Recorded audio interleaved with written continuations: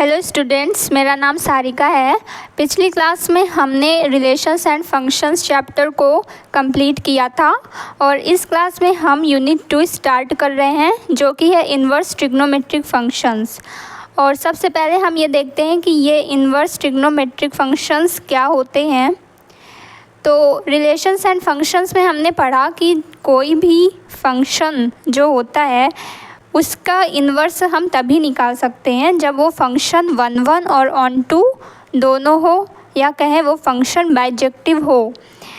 लेकिन जो trigonometric functions होते हैं वो अपने नेचुरल डोमेन में 1 और ऑन टू नहीं होते हैं, इसलिए उनका इन्वर्स नहीं निकाल सकते हैं या उनके इन्वर्स एग्जिस्ट नहीं करते हैं उनकी नेचुरल डोमेन में। तो अगर उनकी जो डोमेन है उसको हम रेस्ट्रिक्ट कर दें तो हमारा जो ट्रिग्नोमेट्रिक फंक्शन है वो बाइजेक्टिव बन जाएगा। इन्वर्स ट्रिग्नोमेट्रिक फंक्शन में हम यही काम करेंगे कि डोमेन को रेस्ट्रिक्ट कर देंगे, तो इस वजह से हमें उसका इन्वर्स फंक्शन का इन्वर्स मिल जाएगा। और जो रेस्ट्रिक्टेड डोमेन है फंक्शन की, f की जो रेस्ट्रिक्टेड डोमेन है वो f इन्वर्स की रेंज बन जाएगी, या उसी को प्रिंसिपल वैल्यू ब्रांच बोलेंगे। और जो फंक्शन की रेंज है वो f इन्वर्स की डोमेन बन जाएगी।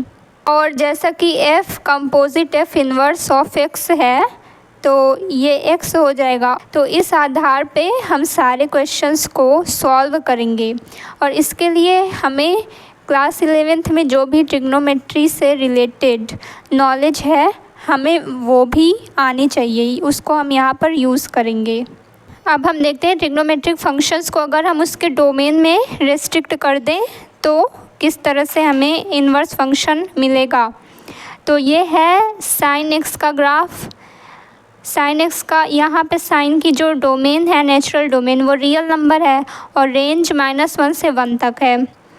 तो यहाँ पर अगर x की वैल्यू हम कुछ भी लेंगे तो y की वैल्यू -1 से 1 के बीच में मिलती रहेगी। तो इसीलिए यहाँ पे रेंज हो गई -1 से 1 तक और डोमेन R हो गई।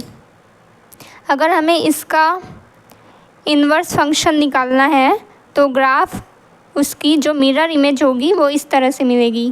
ग्राफ बनाने के लिए इसकी मिरर इमेज को हम इस तरह से लेंगे और क्योंकि हमें इसे 1 और ऑन टू बनाएंगे तभी साइन इन्वर्स मिल पाएगा, तो उसके लिए हमें इसके डोमेन को रेस्ट्रिक्ट करना है।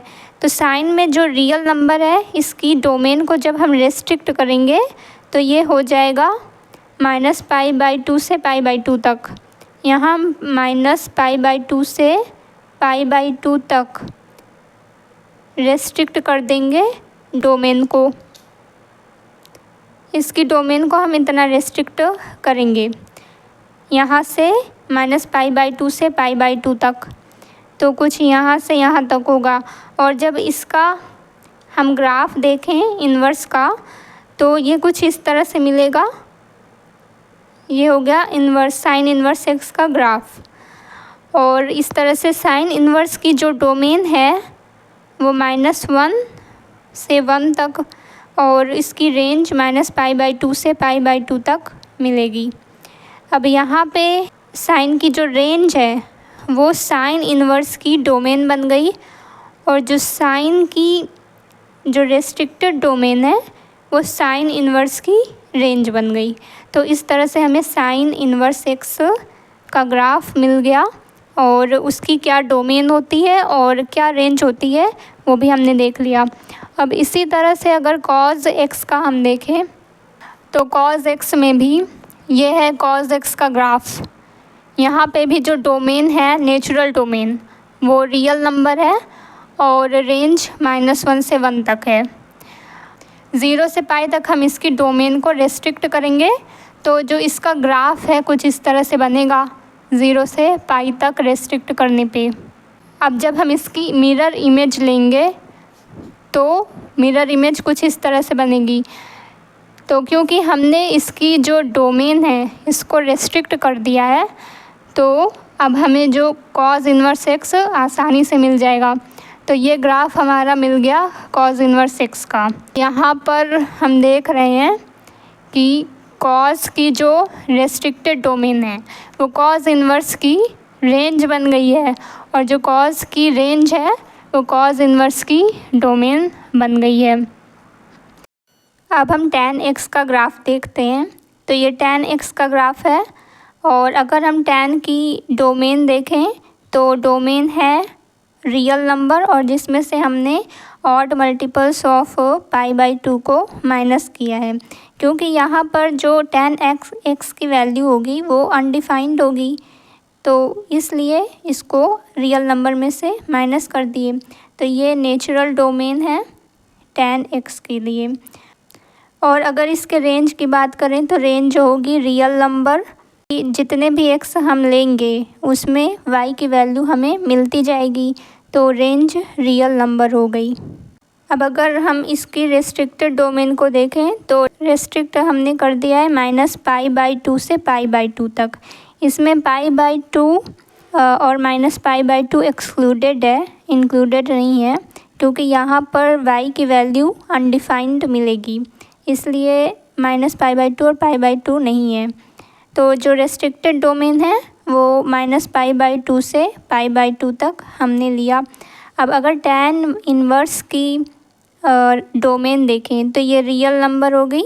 जो tan के लिए रेंज थी वो यहाँ पर tan इन्वर्स की डोमेन बन गई, और इसकी tan की जो रेस्ट्रिक्टेड डोमेन हमने निकाली वो tan इन्वर्स के लिए रेंज बन गई। तो ये हो गया tan x का ग्राफ, और ये है tan इन्वर्स x का ग्राफ। इसी तरह से अगर हम cot x का ग्राफ देखें तो ये हमने पहले रेस्ट्रिक्ट किया 0 से पाई तक cot x, फिर उसके बाद जब हमने उसकी मिरर इमेज ली है तो हमें इस तरह से ग्राफ मिल गया। और अगर cot के डोमेन की बात करें तो ये होगी रियल नंबर, और जिसमें से हमने n पाई, जितने भी x इक्वल टू n पाई होंगे उसको माइनस कर दिए हैं, क्योंकि n पाई जैसे कि पाई, 2 पाई, 3 पाई, इस तरह जो भी होंगे वहाँ पर cot x की वैल्यू अनडिफाइंड मिलेगी, इसलिए वो सारे हम रियल नंबर से हटा देंगे। और इसकी रेंज की बात करें तो वो रियल नंबर है। अब इसको अगर हम रेस्ट्रिक्ट करेंगे तो 0 से पाई तक रेस्ट्रिक्ट करेंगे cot x को, तो ये रेस्ट्रिक्टेड डोमेन है 0 से पाई तक। अब cot इन्वर्स के डोमेन की बात करें तो ये रियल नंबर हो गया, और अगर इसके रेंज की बात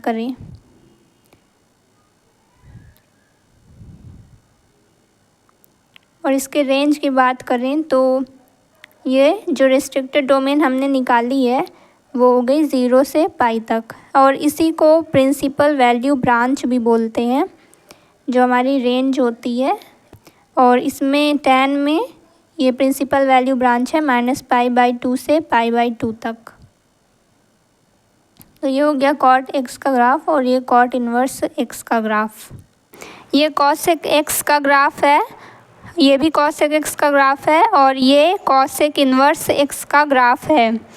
और इसमें अगर हम देखें cosec x में डोमेन और रेंज, तो जो डोमेन है वो real number minus this set, और ये सेट क्या है n पाई, जितने भी x equal to n pi, means जैसे कि पाई, 2 पाई, 3 पाई, इस तरह के पाई मिलेंगे, वहाँ पर y की वैल्यू अनडिफाइंड होगी cosec x के लिए, तो इसीलिए इसको रियल नंबर में से हटा दिया गया है।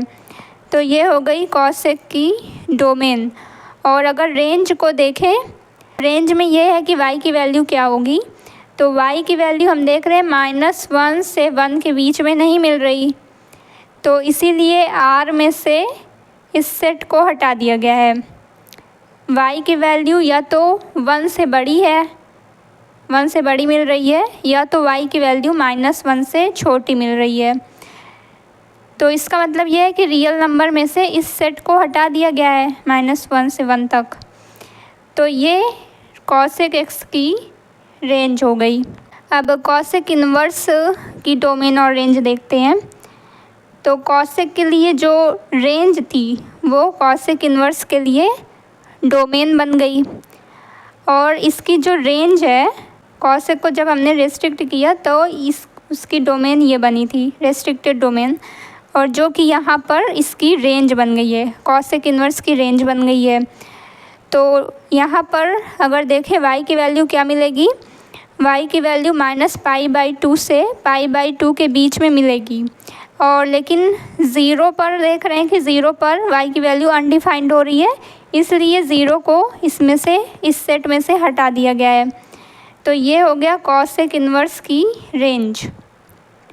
अब इसी तरह हम सेक x के लिए देखें, ये सेक x का ग्राफ है और ये सेक इन्वर्स x का ग्राफ है।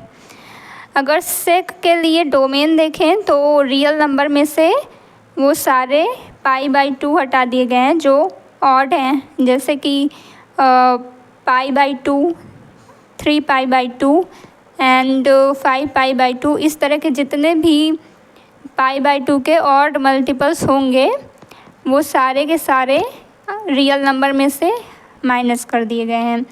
तो ये हुई सेक की डोमेन। और अगर इसके रेंज की बात करें तो R में से, रियल नंबर में से -1 से 1 तक जितने ये जो सेट है इसको माइनस कर दिया गया है, क्योंकि यहाँ पर भी जो -1 से 1 के बीच में कोई भी वैल्यू हमें y के लिए नहीं मिलेगी, इसीलिए R में से -1 से 1 तक का पूरा जो सेट है उसको हमने माइनस कर दिया है। तो ये हो गई सेक के लिए रेंज।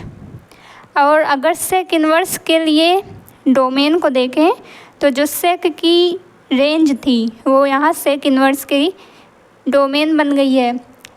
और अगर सेक इन्वर्स की रेंज को देखें तो सबसे पहले सेक की जो डोमेन है उसको हम रेस्ट्रिक्ट करेंगे।